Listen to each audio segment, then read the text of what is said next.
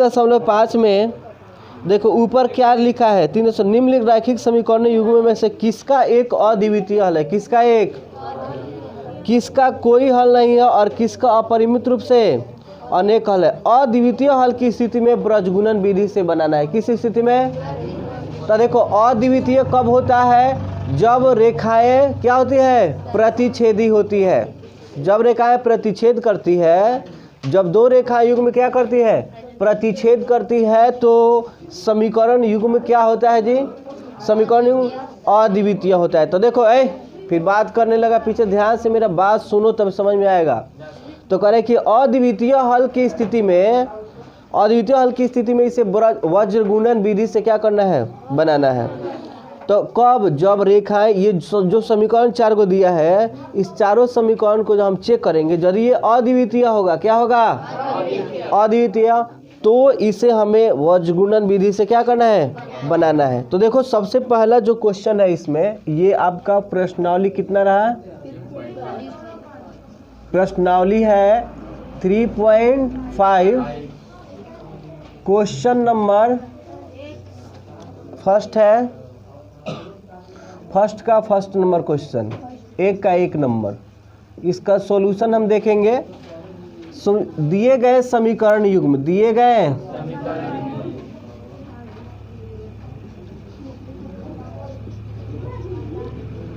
समीकरण युग्म है x माइनस 3y माइनस 3 = 0 और 3x माइनस 9y माइनस 2 = 0। चलिए सबसे पहले इसे हम चेक करते हैं कि इसका हल अनेक है, कि इसका कोई हल नहीं है, कि अद्वितीय हल है, ठीक है ना, कि अपरिमित रूप से अनेक हल है। चलो जी इसे चेक करते हैं। तो सबसे पहले हम a1 b1 c1 उसके लिए निकाला जाता है। क्या निकालते हैं, a1 b1 c1। तो a1 b1 c1 का मान इससे आता है, बोलो क्या होगा, 1, यहाँ क्या होगा, यहाँ चलो a2 b2 c2 का मान कितना होगा, 3 9 माइनस 2 -9 -2, ये ना होगा। चलो हम पहले ये निकालते हैं, a1 बाई क्या निकालते हैं, a2, उसके बाद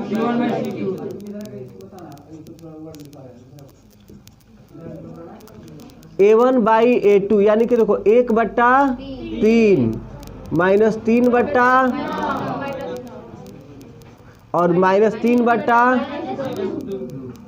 देखो ये माइनस कट जाएगा और ये 3 3 का 9, 1 बचेगा। तो ये 1/3 आया, ये नहीं तो कट, ये तो 3/2 आ जाएगा। तो देखो ये इसके बराबर है, ये इसके क्या है, यानी कि a1 बाई a2 है इक्वल टू b1 बाई और not equal to c1 by c2, c1 by. अब देखो थोड़ा सा यहाँ ध्यान दोगे कि ये रेखाएं पहले बताओ कि ये क्या है, प्रतिच्छेदी है कि समानांतर है कि संपाती है, समानांतर है। तो समानांतर में क्या होता है, कौन हल होता है, समानांतर में कोई हल नहीं होता है, समानांतर में कोई हल नहीं होता है। तो बोलो इस समीकरण युग्म का कोई हल नहीं है। तो कोई हल नहीं है तो इसे हम लोग ब्रजगुणन विधि से नहीं बनाएंगे।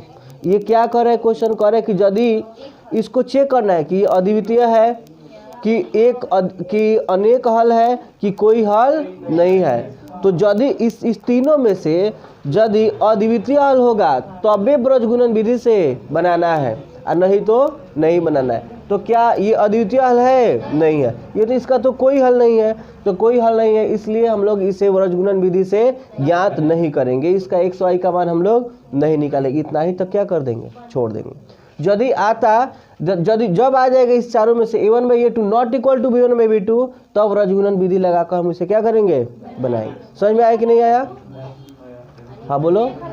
नहीं आएगा, यदि अद्वितीय नहीं आएगा, ठीक है ना, या अनेक हल आएगा चाहे कोई हल नहीं आएगा तो उसे हम लोग नहीं बनाएंगे। सिर्फ अद्वितीय हल की स्थिति में ब्रजगुणन विधि से इसे क्या करना है, बनाना है।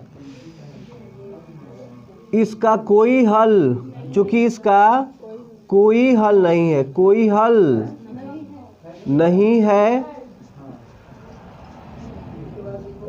इसलिए वज्रगुणन विधि,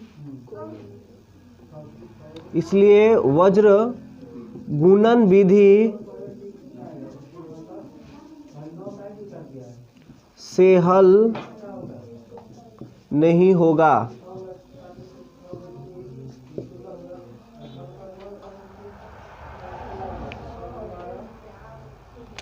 हल नहीं है, लगा लेना यहाँ पे है।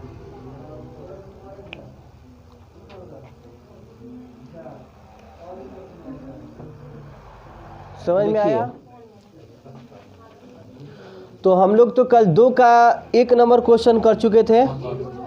2 का 1 नंबर क्वेश्चन था ए और बी के किन मानों के लिए हम लोग 1 नंबर क्वेश्चन कर लिए थे ना।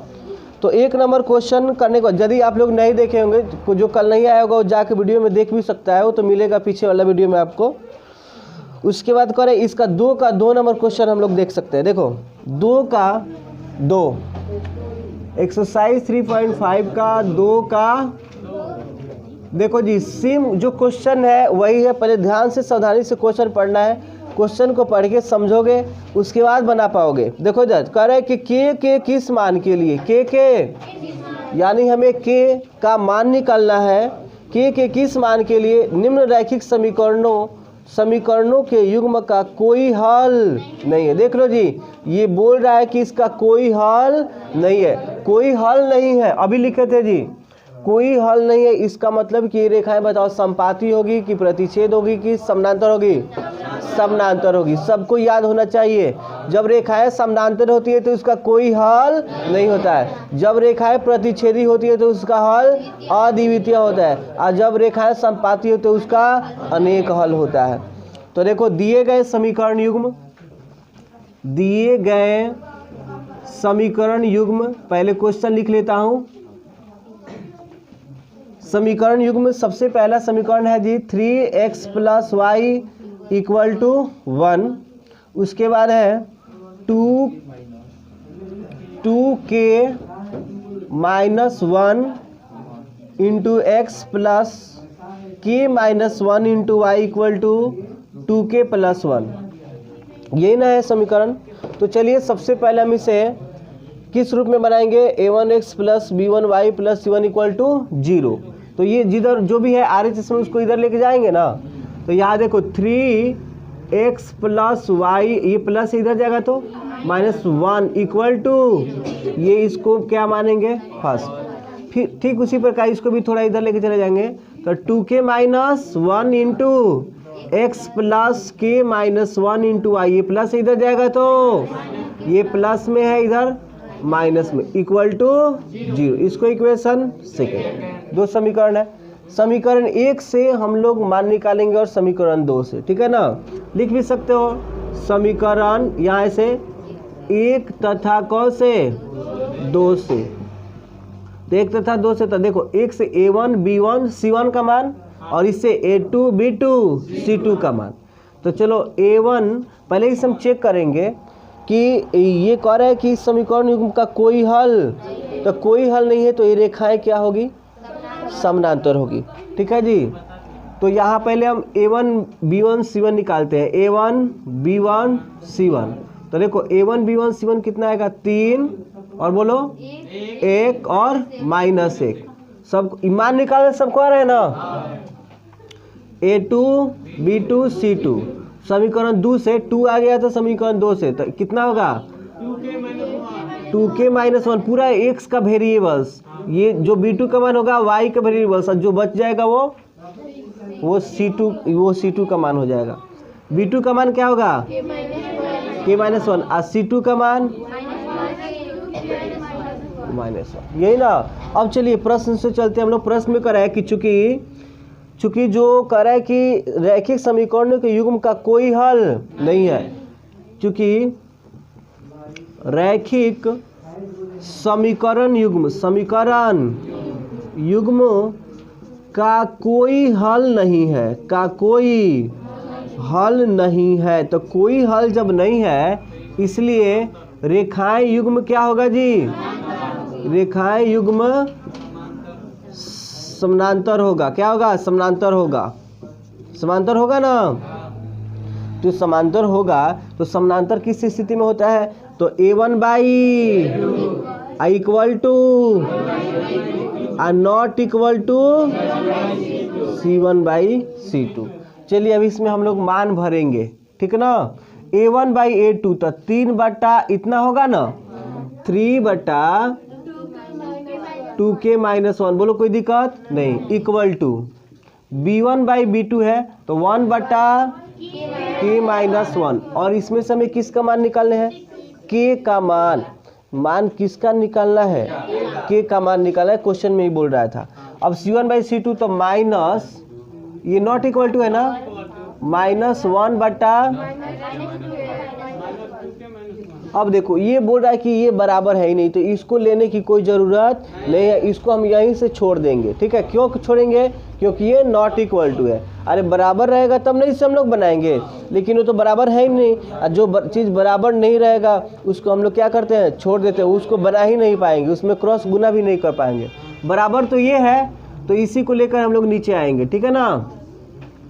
तो यहाँ आएंगे तो देखो क्रॉस गुना करेंगे, अब इससे इसमें और इससे, तो बोलो 3 में इसके -1 तो क्या होगा, -3, और 2k-1 में इसका तो इतना ही ना हो जाएगा, 2k-1। अब आ जाओ 3k, ये प्लस में इधर जाएगा तो माइनस में 2k, -1, ये माइनस में इधर आएगा तो प्लस में, समझ में आया। k वाला को एक साइड और जो अंक है उसको एक साइड। अब 3k में से 2k घटेगा, k, और 3 में से 1 घटेगा 2, तो इसलिए हमारा k का मान कितना आया, तो यही आपका क्या हो जाएगा, समझ में आया। चलिए जी इसका 4 नंबर का क्वेश्चन देखते हैं, सॉरी इसका 3 नंबर पहले क्वेश्चन देख लें। निम्नलिखित समीकरण युग्म को प्रतिस्थापन एवं ब्रजगुणन विधियों से हल कीजिए। ये तो बना सकते हो, इस विधि को आप इस माने कि किस विधि को आप अधिक उपयुक्त समझते हैं, माने तुम्हें जो आसान लगे, किसी को प्रतिस्थापन आसान लगेगा तो किसी को ब्रजगुणन, ठीक है ना, बता देना है। देखो इधर जी बउआ ध्यान से, सबसे पहला क्वेश्चन अब हम लोग चलते हैं क्वेश्चन में। 3 क्वेश्चन बना लोगे तुम लोग, जो 3 क्वेश्चन है, 3 क्वेश्चन में बोल रहे हैं कि प्रतिस्थापन विधि से भी हल करना है और वज्रघूर्णन विधि से भी हल करना। तुम्हें इसमें कौन सी विधि उपयुक्त लग रही है, कौन सी विधि उपयुक्त मानते हो, उसी को आप नीचे लिख दोगे कि हाँ हमें ये विधि क्या है जी, उपयुक्त है, मेरे लिए ये विधि उपयुक्त है, ठीक है। तो चलिए हम लोग चलते हैं क्वेश्चन नंबर 4 पे। और 4 का हेडिंग जब पढ़ोगे तुम लोग तो देखो 4 में क्या लिखा हुआ है क्वेश्चन में, कह रहा है कि निम्न समस्याओं में रैखिक समीकरणों के युग्म बनाइए। क्या बनाना है, रैखिक समीकरणों के युग्म। सबसे पहले तो तुम्हें पढ़ पढ़ के इसको रैखिक समीकरण युग्म बनाना है, और ऐसा क्वेश्चन हम लोग बहुत सारा पढ़ चुके हैं, पहले पढ़े कि नहीं पढ़े जी। ये सब लैंग्वेज वाले जो क्वेश्चन है हम लोग पढ़े हैं। जो चीज़ हमें मालूम नहीं रहता था तो उसे मैंने क्या मानता था जी, x और y, यही ना मानते थे हम, या तो x नहीं तो y। तो इसमें भी 2 चीज़ आपको दिया रहेगा, उसे x y मानना है। तुम a b भी मान सकते हो, p q भी मान सकते हो, x y p q m n भी मान सकते हो, कोई दिक्कत नहीं है। तो कह रहा है कि समीकरण युग्म बनाइए और उनका अस्तित्व हो तो किसी बीजगणितीय विधि से, किसी बीजगणितीय विधि, या तो प्रतिस्थापन हो, नहीं तो विलोपन हो, और नहीं तो ब्रजगुणन, किसी विधि से तुम बना सकते हो, कोई दिक्कत। तो देखो सबसे जो आसान विधि है ना, सबसे आसान विधि कौन है, विलोपन विधि है, सबसे आसान विधि, ठीक है ना। उसी विधि को हम लोग ज़्यादा उपयुक्त मानते हैं। तो देखिए हम 1 नंबर क्वेश्चन को सबसे पहले 2 चर वाले रैखिक समीकरण युग्म बनाएंगे, उसके बाद हम उसको जिस विधि से हमें उपयुक्त है उस विधि से हम लोग उसे हल करेंगे। तो सबसे पहले क्वेश्चन हम दिखाते हैं 1 नंबर 4 का, क्वेश्चन नंबर 4 का 1। देखो सबसे पहले क्वेश्चन को ध्यान से पढ़ेंगे हम। करें कि एक छात्रावास के मासिक व्यय का 1 भाग नियत है। क्वेश्चन ध्यान से सुनोगे, एक छात्रावास के मासिक व्यय का 1 भाग नियत है तथा शेष इस पर निर्भर करता है कि छात्र ने कितने दिन भोजन लिया है, ठीक है। जबकि एक विद्यार्थी का नाम क्या है, ए, जो 20 दिन भोजन करता है और 1000 रुपया छात्रावास के व्यय के लिए अदा करता है। चलो देखो जी, एक वो विद्यार्थी ए है, उसका नाम क्या है ए, और वो 20 दिन भोजन करता है और छात्रावास को 1000 रुपया देता है, अदा करता है यानी देता है उसे। जबकि एक विद्यार्थी बी है जो 26 दिन भोजन करता है और छात्रावास के लिए 1180 रुपया अदा करता है। तो नियत व्यय और प्रतिदिन के भोजन का मूल्य ज्ञात कीजिए। नियत व्यय एक है और एक क्या है, प्रतिदिन का मूल्य है। ठीक है, नियत यानी कि एक पहले से ही फिक्स किया गया है नियत व्यय उसको, जो ठीक है ना, और उसके बाद जितना दिन भोजन करेगा उसका जो होगा किराया उसे देना, उसको अदा करने पड़ेंगे भोजन के पैसे। ठीक है ना। तो देखिए इसका 1 नंबर क्वेश्चन है, करे कि एक छात्रावास के मासिक व्यय का 1 भाग नियत है। 1 भाग क्या है जी, नियत है, तथा शेष 1 भाग नियत है कि अब तुम्हें इतना रुपया देना पड़ेगा।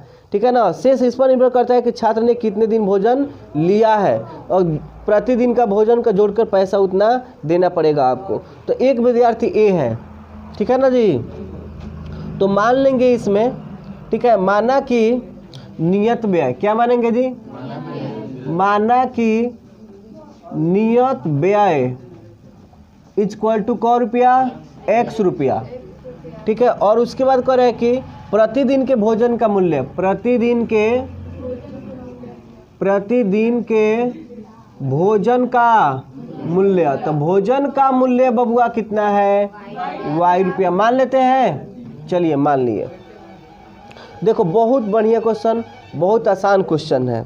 अब आएंगे हम प्रश्न से, किससे, तो प्रश्न से बबुआ देखोगे तो कह रहे हैं कि ए विद्यार्थी, एकदम शॉर्ट में एकदम आसानी से समझोगे, एकदम आसान लगेगा तुम लोगों को। कह रहे हैं कि एक जब विद्यार्थी ए जो 20 दिन भोजन करता है 1000 रुपया देता है। तो देखो सबसे पहले उसमें नियत किराया क्या रहेगा, x, याद रखना नियत किराया क्या रहेगा, x, और ये प्रतिदिन के भोजन का किराया है तो y है। तो क दिन भोजन कर रहा है, 20 दिन, तो क्या होगा 20y, 20 दिन भोजन कर रहा है।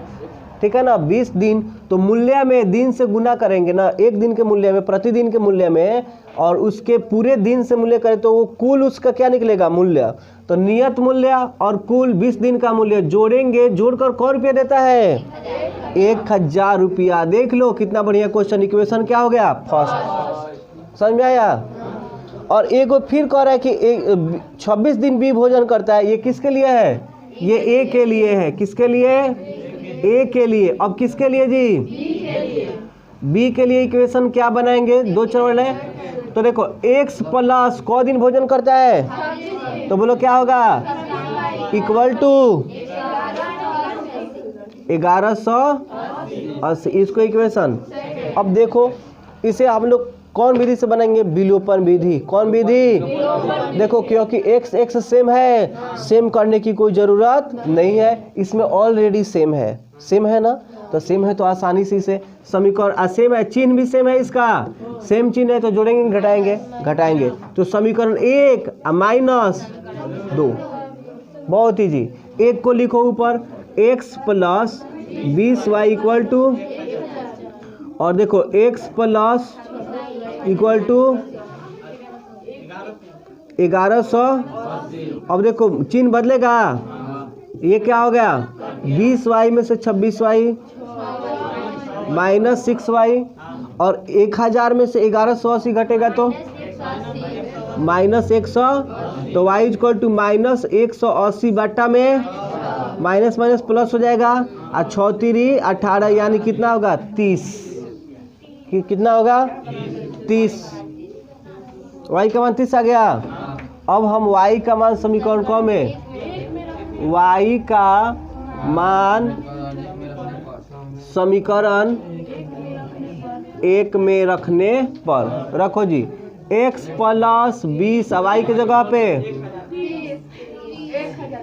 बराबर में x 3 दूना के माने 600 हो जाएगा, बराबर में ये जाके माइनस होगा, तो यहाँ हो जाएगा कितना, 1000 माइनस 1000 में से 600 घटेगा, यानी कि हमें पता चल गया कि नियत व्यय कितना है 400, अब प्रतिदिन का कितना है 30 रुपया, माने एक दिन खाओगे तो तुम्हें 30 रुपया देना पड़ेगा। ये छात्रावास है, जैसे नहीं लोग रहता है छात्रावास में, बच्चे जाते हैं तो हॉस्टल में रहते हैं तो उसको मेस में खाते हैं, वो लोग छात्रावास में खाते हैं, तो एक दिन का पैसा उसमें जोड़ के सबसे पहले होता है। तो उसमें पहले क्या नियत व्यय, उसमें जानते हो क्या होता है? नियत व्यय मतलब कि एडवांस में जाकर वहाँ पे जमा करना पड़ता है, वो एडवांस में पहले देना पड़ता है। और उसके बाद जो भोजन तुम लोग करोगे, उसके बाद भी जो यदि अतिरिक्त भोजन करोगे ना, तो तुम्हें उसमें क्या लगेगा, और अलग से 100 रुपया लगेगा, जोड़ा जाएगा उसमें 30 रुपया जोड़ा गया। और नियत कितना है? 400 है। तो इसलिए लिख सकते हैं हम लोग, इसलिए नियत व्यय, इसलिए नियत व्यय कितना होगा? 400। और प्रतिदिन का भोजन, प्रतिदिन के भोजन का मूल्य, प्रतिदिन के भोजन का आपको आ जाएगा बउआ कितना? 30। बोलो कोई दिक्कत? चलो नोट कर लो, समझ में आया ना?